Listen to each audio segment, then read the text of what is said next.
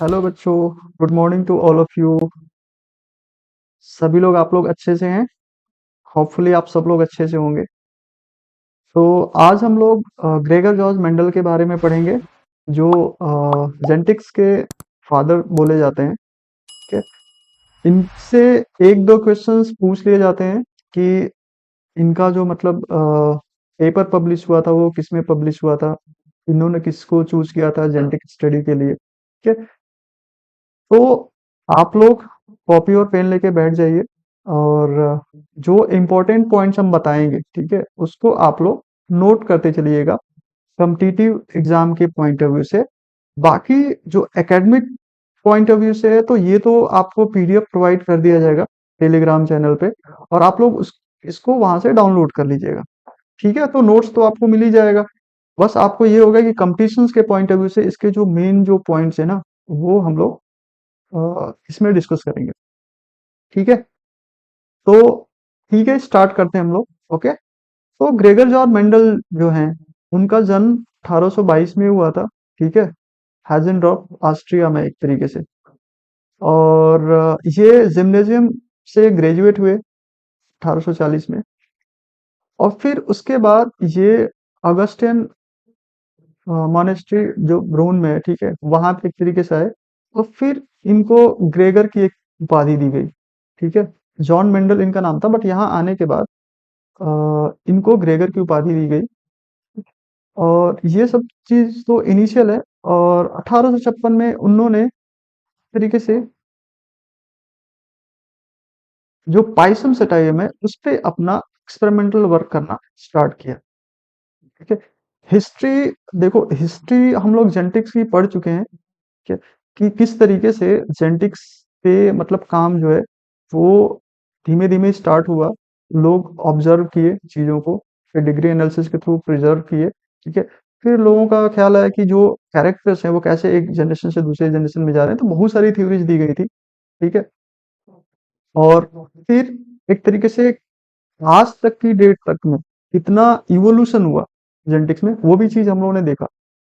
अब मेंडल जो थे, ये एक तरीके से माइलस्टोन स्टैब्लिश करते हैं जेनेटिक्स के फील्ड में, और इसलिए इनको हम लोग अलग से पढ़ते हैं। ठीक है। जब मेंडल जेनेटिक्स पे वर्क कर रहे थे, इन्होंने जो जितनी भी हाइपोथेसिस दिया, ठीक है, और इन्होंने जो अपना एक्सपेरिमेंट किया, पब्लिश किया उसको, बट उस चीज को जो है ना, उस समय जो साइंटिफिक कम्युनिटी थी वो रिकॉग्नाइज नहीं करती है। ठीक है। और लगभग आप मान के चलो कि 1900 तक, मतलब जब 20वीं शताब्दी स्टार्ट होती है, ठीक है, तब जाके इनके काम को रिकॉग्निशन मिलता है। क्लियर है। तो हम डायरेक्ट इनका जो बर्थ है, फिर कहाँ से पढ़े, किस तरीके से पढ़े, ये कंपटीशंस में उतना नहीं पूछा जाएगा। बट हाँ, ये पूछा जा सकता है कि वो किस ईयर में एक तरीके से स्टार्ट किए। तो अब इससे आप कैसे याद करोगे, देखो 1856 कुछ याद आ रहा है हिस्ट्री में? 1857 की क्रांति, ठीक है, इंडिया में देखो क्या हो रहा था और वहां पे ये क्या कर रहे थे। ठीक, 1857 की क्रांति तो पढ़ोगे भाई, मंगल पांडे जो इस तरीके से करते हैं, तो उसी से मिलता जुलता 1800। उस समय ये मेंडल भाई साहब जो थे ना, वो अपना काम शुरू कर रहे थे। इन्होंने देखो 1866 में अपना जब काम फिनिश कर लिए पाइसम टाइम पे, तो अपने कामों को उन्होंने पब्लिश किया। किस नाम से? Experiment on plant hybridization. Hybridization का मतलब क्या होता है? देखो हाइब्रिड का मतलब है कोई एक एक कोई प्रोजेनी है, दूसरे प्रोजेनी से क्रॉस कर रहे हैं, तो ये जो तीसरा प्रोजेनी जो बनेगा ना, इसको हम लोग हाइब्रिड बोलेंगे। हिंदी में इसको संकर बोलते हैं हम लोग। संकर, संकर प्रजाति। ठीक है। तो इन्होंने इसी पे अपना पेपर का नाम दिया कि एक्सपेरिमेंट्स ऑन प्लांट हाइब्रिडाइजेशन। और ये कब किसमें पब्लिश हुआ था, ये देखो, ये काफी इंपॉर्टेंट तीन इसमें पॉइंट होंगे। एक तो 1866 में इन्होंने पेपर पब्लिश किया, और पेपर की जो टाइटल थी वो क्या थी? Experiment on plant hybridization. और किसमें पब्लिश हुआ था? ये जो वॉल्यूम फोर्थ है प्रोसीडिंग की, इसका जर्नल का नाम क्या था? Natural science society. ठीक है। कभी कभी यहां तक पूछा proceeding of the natural science society. ठीक है, इसमें इन्होंने पब्लिश किया था। ये याद रहेगा। चलो फिर से एक बार बोल दे रहे हैं, ये इंपॉर्टेंट है। 1866 में पब्लिश किए थे। पेपर का नाम था एक्सपेरिमेंट ऑन प्लांट हाइब्रिडेशन। किसमें वो पब्लिश हुआ था? फोर्थ वॉल्यूम में, proceeding of the natural science society. और ये कहाँ पे है? ब्रून। ब्रून, ये याद रखनी है। कहाँ गया ये? ठीक है, यहाँ पे, यहाँ लिख ही लो। और इसके बाद इन्होंने कुछ बेसिक जेनेटिक्स के कॉन्सेप्ट दिए। ठीक है, बट अनफॉर्चुनेटली, यहाँ पे लिखा है ना अनफॉर्चुनेटली, इनके काम को रिकॉग्निशंस नहीं मिला टिल 1900। मतलब अब ये आप देखो कि 1866 में अपने काम को ये पब्लिश करते हैं, और इससे अगर मान लो 1860 भी मान के चलो, तो लगभग 40 साल तक इनके काम को कोई रिकॉग्निशन नहीं मिलता है। मतलब इनकी डेथ हो जाती है, उसके बाद इनके काम को रीडिस्कवर किया जाता है। क्लियर है? चलो तो नेक्स्ट देखते हैं कि मेंडल का जो काम था उसको अटेंशन क्यों नहीं मिला लोगों को द्वारा। तो एक एक चीज ध्यान रखिए, इसी समय जो थे ना, डार्विन भाई साहब बहुत ही एक इम्पोर्टेंट कॉन्सेप्ट लाए थे, ओरिजिन ऑफ स्पीसीज। और उन्होंने नेचुरल सिलेक्शंस वगैरह की बात की थी। तो पूरा जो साइंटिफिक कम्युनिटी थी ना, दो पार्ट में डिवाइड हो गया था, इनका सपोर्ट करने में और पोज करने में। तो लोग जो थे ना उधर ज्यादा ध्यान दे रहे थे, इनके कामों की तरफ कोई ध्यान ही नहीं दे रहा था। ठीक है, कहीं ना कहीं आप बोल सकते हो कि डार्विन जो थे वो फेमस पर्सनालिटी उस समय थे, और लोग उनके सपोर्ट में और अपोजिशंस में थे, और इनकी तरफ किसी का ध्यान नहीं दिया गया। क्लियर है? दूसरा ये था कि जो जनरल्स था, ठीक है, वो obscurity of the generals in which Mendel, ये जो जनरल था ना उतना फेमस या पॉपुलर नहीं था।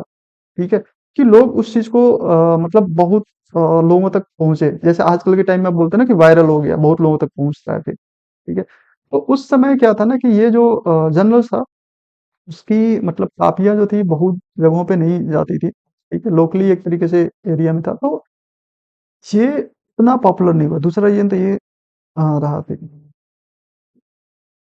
तीसरा रीजन ये था ना कि आह, जो उस समय के जो प्रोफेशनल बायोलॉजिस्ट थे, ठीक है, वो स्टैटिक्स थोड़ा सा उनको स्टैटिस्टिकली वो लोग थोड़े वीक थे। और मेंडल के जो रिजल्ट थे ना, उनको अच्छे से मतलब एक तरीके से रिव्यू जो करना होता है ना, वो लोग नहीं किए। मेंडल के वर्क को रिव्यू उतने अच्छे से नहीं किया। अच्छा, मेंडल जो थे ना एक एक मैथमेटिशियन थे, और उनको नेचुरल साइंस में इंटरेस्ट था। तो उनका स्टैटिक्स पोर्शन भी ना बहुत अच्छा था। और कहीं ना कहीं स्टैटिक्स पोर्शन अच्छे होने की वजह से ये एक प्रकार का जो इनका एक्सपेरिमेंट था ना, उसके रिजल्ट बहुत अच्छे से इन्होंने निकाला था। ठीक है, ये आगे चल के हम लोग देखेंगे। तो स्टैटिक्स ज्यादा इनके पेपर में होने की वजह से भी बहुत सारे जो साइंटिस्ट थे उनको लगा था कि अरे ठीक है, उतना मतलब डेप्थली इस चीज को उन्होंने नहीं लिया।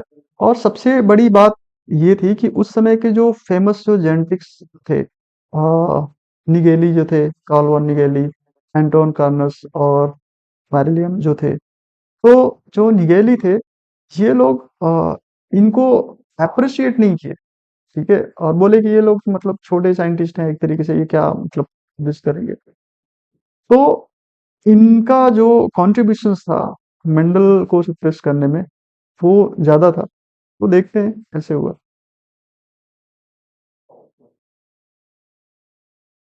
तो यहाँ पे तो लग रहा है वो चीज हुआ ही नहीं है।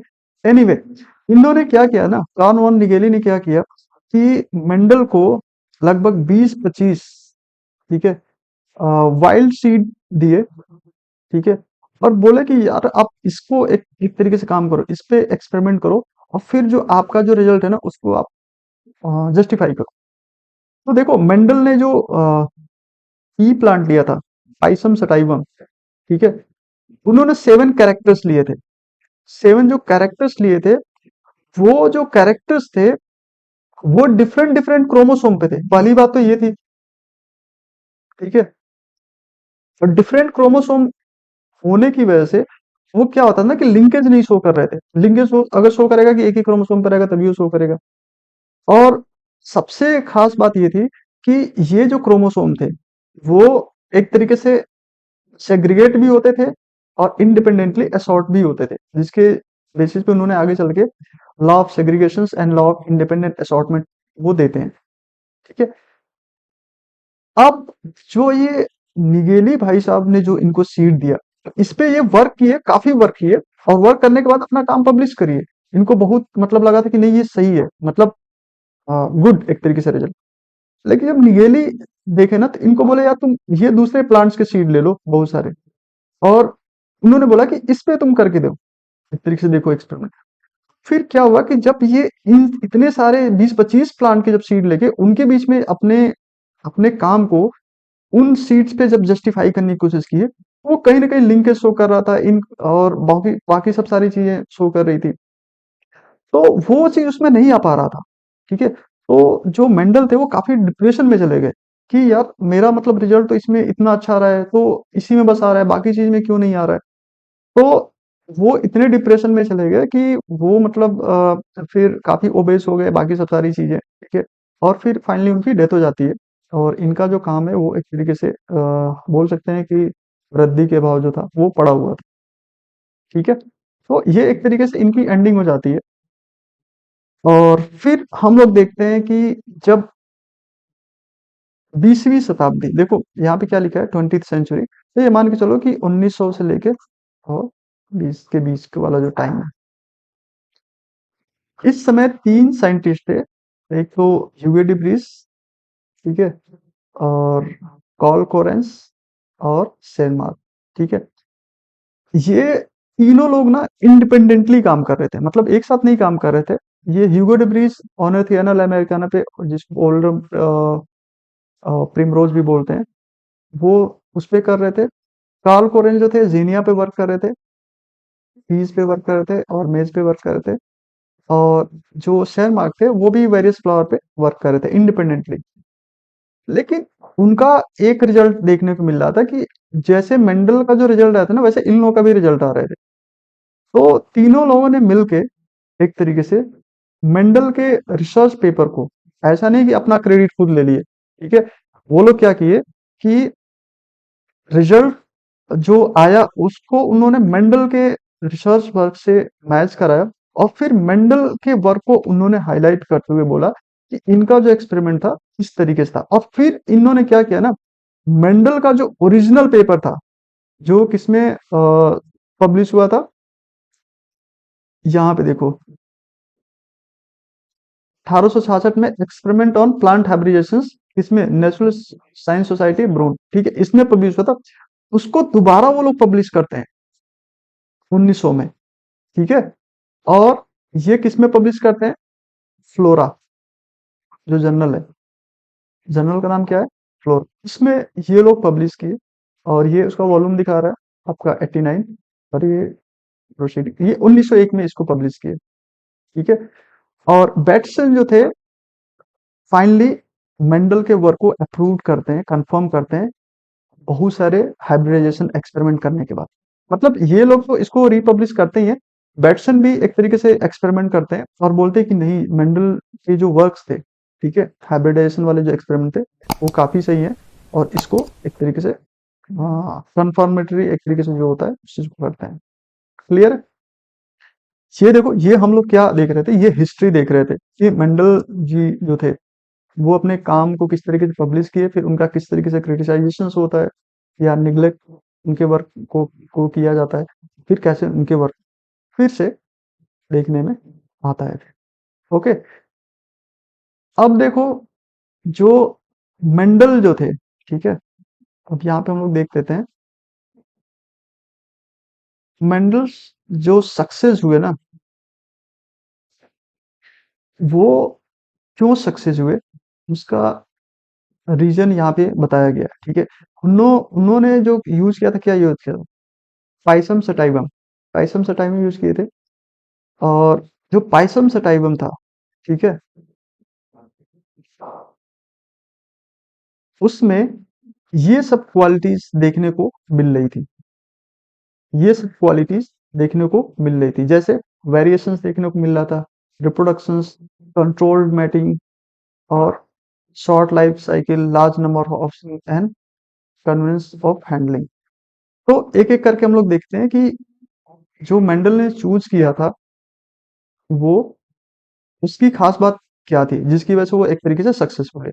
पहली चीज तो बोले कि वेरिएशंस, ठीक है। तो वेरिएशंस में क्या था कि जैसे जो 7 कैरेक्टर इन्होंने लिए थे ना, 7 कैरेक्टर, वो 7 क्रोमोसोम्स पे थे, ठीक है। और इसलिए क्या होता है कि अगर जेनेटिक वेरिएशन हो रहा है तो वो फिनोटिपिकली भी एक तरीके से देखने को मिल रहा है। यानी उन्होंने जो वेरिएशन चूज किए थे 7 the which are genetically regulated, ठीक है, वो डिफरेंट डिफरेंट क्रोमोसोम पे थे। और कोई भी चीज अगर अ, इसके साथ कंबाइन हो रहा है, असॉर्ट कर रहा है या सेग्रीगेट हो रहा है, तो वो उनको देखने को मिल जाता था। क्लियर है? तो ये बोल सकते हैं कि वेरिएशंस जितने भी कैरेक्टर उन्होंने चूज किया, डिटेक्टेबल कैरेक्टर मतलब फिनोटाइपिक कैरेक्टर, वो डिफरेंट डिफरेंट जीन या एक तरीके से डिफरेंट डिफरेंट उस पे रेगुलेट हो रहे थे। एक चीज और यहाँ पे ध्यान रखिएगा, जीन जो था ना, जीन उस समय वर्ड नहीं था। मेंडल जो थे वो फैक्टर वर्ड यूज करते थे, फैक्टर, कि जो एक कैरेक्टर है ना, that is regulated by one factor. और इनके द्वारा जो फैक्टर्स चूज किए गए थे, वो ये काफी लकी थे कि वो सभी डिफरेंट डिफरेंट क्रोमोसोम पे थे और कोई भी लिंकेज नहीं शो कर रहा था, ठीक है। और यहीं पे जो निगेली थे ना, उन्होंने जब इनको 25 सीट्स दिए कि यार इस पे तुम करके दिखाओ, वो फिर इनका जो एक्सपेरिमेंट था वो वहां पे फेल हो जाता है, ठीक है। क्योंकि वो इतने सीधे साधे फैक्टर्स नहीं थे जो डिफरेंट डिफरेंट क्रोमोसोम पे थे, तो कुछ ना कुछ लिंकेज, कुछ ना कुछ एक तरीके से डिफरेंट नॉन मेंडेलियन जो जेनेटिक्स है उसको वो लोग एक्सप्रेस कर रहे थे। इसकी वजह से मेंडल जो थे उस पे सक्सेसफुल नहीं हो पाए थे, ठीक है। तो वेरिएशंस का मतलब जो उन्होंने ट्रेड चूज किया था या फैक्टर जो चूज किए थे, वो different different phenotypic expression show कर रहे थे। रिप्रोडक्शंस, रिप्रोडक्शंस का मतलब ये है कि जो मेल और फीमेल गैमीट जो फ्यूज हो रहे थे, ठीक है, तो उनका क्या बोलते हैं कि ऑफस्प्रिंग जो बन रहे थे, ठीक है, वो बहुत सारा हो रहा था, ठीक है। बहुत सारे मतलब ऑफस्प्रिंग प्रोड्यूस हो रहे थे। और इसकी वजह से जो इन्होंने जो कंक्लूजन निकाला स्टैटिस्टिकली, वो काफी अच्छे से निकाला, क्योंकि एक दो रिजल्ट आते ना तो फिर ये बताना बड़ा मुश्किल हो पाता था। यानी कि एक प्रोबेबिलिटी को इन्होंने यूज किया, प्रोबेबिलिटी इन्होंने यूज किया था स्टैटिक्स में। और उन्होंने देखा कि अगर 1000 सीट्स बन रहे हैं तो उसमें से कितने सीट्स किस कलर के हैं, किस शेप के हैं, कितने सीट किस कलर के हैं, फर्स्ट जनरेशन में, सेकंड जनरेशन में कैसे है। तो नंबर ऑफ अगर सीट्स ज्यादा प्रोड्यूस होंगे तभी वो उस चीज को देख पाएंगे, ठीक है। तो रिप्रोडक्शन भी एक तरीके से इंपॉर्टेंट था। तीसरा है आपका कंट्रोल्ड मैटिंग। कंट्रोल्ड मैटिंग का मतलब क्या हो गया, जैसे अगर हम ये देखना चाह रहे हैं कि एक पेरेंट के अंदर ये कैरेक्टर है, इस पेरेंट के अंदर ये कैरेक्टर है, जब हम लोग मिक्स मतलब मेटिंग करा रहे हैं, ठीक है, तो जो आपका बन रहा है उसके अंदर कौन सा कैरेक्टर आ रहा है, और अगर ये सेल्फ रीजनेट होगा तो क्या कैरेक्टर साथ में है या अलग हो रहे हैं, ठीक है। तो कंट्रोल मेटिंग का मतलब क्या था कि सेल्फ हाइब्रिडाइजेशन, ठीक है, मतलब सेल्फ इनब्रीडिंग करा रहे हैं वो। अगर बाहर का कोई स्पीसीज अगर मान लो कि एक तरीके से हाइब्रिडाइजेशन हो रहा है तो इनका एक्सपेरिमेंट फेल हो जाता था। जैसे प्रीवियस वाला जो लेक्चर था उसमें हमने क्या बोला था, कंट्रोल मैटिंग। कंट्रोल मैटिंग का मतलब एक तरीके से सेल्फ पॉलिनेशन की बात कर रहे थे, ठीक है। तो जो प्लांट इन्होंने चूज किया था उसमें सेल्फ पॉलिनेशन देखने को मिल रहा था। शॉर्ट लाइफ साइकिल, ये तो उसमें भी हम लोगों ने देखा था कि जो पाइसम से टाइम था उसकी लाइफ जो थी वो शॉर्ट थी, इसलिए काफी जनरेशन तक हम लोग इसकी स्टडी कर सकते हैं, और उन्होंने काफी जनरेशन तक उसकी स्टडी किया, ठीक है। Large number of offspring, of course ये तो मैंने डिस्कस ही कर लिया कि अगर बहुत सारे सीड्स प्रोड्यूस हो रहे हैं तो स्टैटिक्स के स्टैटिक्स के सही होने के चांस ज्यादा होते हैं, ठीक है। स्टैटिक्स के सही होने के चांस ज्यादा होते हैं। अगर जैसे मान लो 4 लोग हैं, तो 4 लोगों में, ठीक है, हम कोई भी अगर रिजल्ट निकालेंगे तो स्टैटिस्टिकली इतना सिग्निफिकेंट नहीं होगा अगर हम 400 लोगों में कोई रिजल्ट निकाल रहे हैं तो, ठीक है। तो जितने नंबर ऑफ सीड्स प्रोड्यूस होंगे उतना ही उनका जो एक्सपेरिमेंटल स्टैटिक्स है वो सही होगा। क्लियर है? ओके, नेक्स्ट ये बोल रहे हैं कन्वेंस ऑफ हैंडलिंग। हैंडलिंग का बात तो वही मैंने किया था ना कि अगर मान लो हाथी आप ले ले रहे हो कोई बहुत बड़ा, तो उसको आप हैंडल नहीं कर सकते। तो हैंडलिंग के लिए स्मॉल चीजें होनी चाहिए, तो ये हैंडलिंग में भी एक तरीके से आसानी इसकी थी। क्लियर है? तो ये सब जो थे ना, वो कैरेक्टर थे। और लास्ट एक बोला जाता है कि जो मेंडल ने जो पाइसम से टाइम यूज किया था, वो उसके जो फैक्टर्स थे, जिसको आज हम लोग जीन जानते हैं, उन्होंने जो फैक्टर वर्ड यूज किया था, आज लोग हम जानते हैं उसको जीन बोलते हैं, वो कहीं लिंकेज नहीं शो कर रहे थे, तो ही इज वेरी लकी। और इसमें कुछ पॉइंट्स नहीं मेंशन किए गए, जैसे स्टैटिक्स। स्टैटिक्स मेंडल की बहुत ही अच्छी थी, मैथमेटिकल बैकग्राउंड से थे, इसलिए उनको जो इतने इतने नंबर्स ऑफ सीड मिलते थे ना, उसको क्या बोलते हैं, स्टैटिस्टिकली कैलकुलेट करने में उनको इजी रहता था, मतलब आसानी से वो कैलकुलेट कर लेते थे। तो ये कुछ मेंडल के जो एक्सपेरिमेंटल प्लान था, उसके कुछ कैरेक्टर्स थे, जैसे 7 कैरेक्टर्स उन्होंने चूज किया था, जैसे स्टेम हाइट और flower colour, flower positions, pot shape, pot. Pot का मतलब ये हो गया भाई, जो फली जो होती है उसको बोलते हैं पॉट।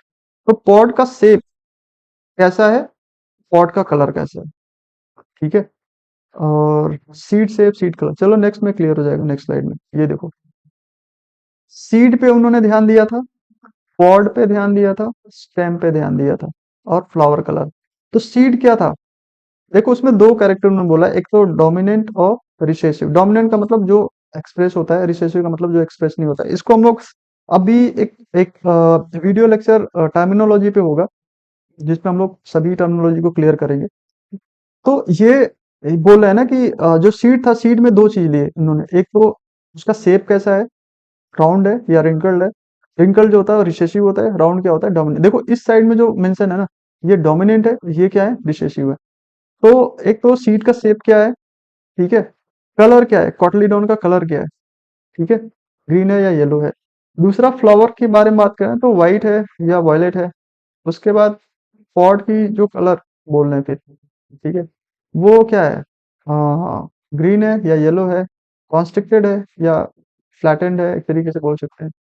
और ये जो आपका स्टेम बोल सकते हैं, एक्सियल पोजीशंस है या टर्मिनल पोजीशंस है, लॉन्ग हाइट है या शॉर्ट हाइट है, ठीक है। तो अब जो हम लोग हैं, नेक्स्ट वीडियो जो है उस पे ये देखेंगे कि मेंडल जो कंक्लूजन निकाले थे, ठीक है, मेंडल जो फाइसम से टाइप हम यूज किए थे, उसके कैरेक्टर्स कौन कौन से थे, ठीक है, डोमिनेंट और रिसेसिव ये कॉन्सेप्ट क्या होता है, ठीक है, और फिर उन्होंने जब हाइब्रिडाइजेशन करवाया तो उनके रिजल्ट क्या है, ठीक है। तो अब नेक्स्ट हम लोग देखेंगे कि मेंडल के जो लॉज थे, ठीक है, ठीक है, वो क्या क्या है उसके बारे में देखेंगे। तो आज ये वीडियो लेक्चर यहीं पे हम लोग एंड करते हैं, ठीक है। आप लोगों को कैसा लगा ये जरूर बताइएगा, और कमेंट बॉक्स में अपनी प्रतिक्रिया जरूर दीजिए, क्योंकि उसको हम लोग पढ़ते हैं, फिर उसके हिसाब से अपने अंदर भी हम लोग सुधार लाते हैं, ठीक है, या चीज़ों को चेंज करते हैं। तो thank you for watching, thank you to all. Please आप लोग पढ़ाई करिए, खुश रहिए, मस्त रहिए, ठीक है। Thank you to all for watching.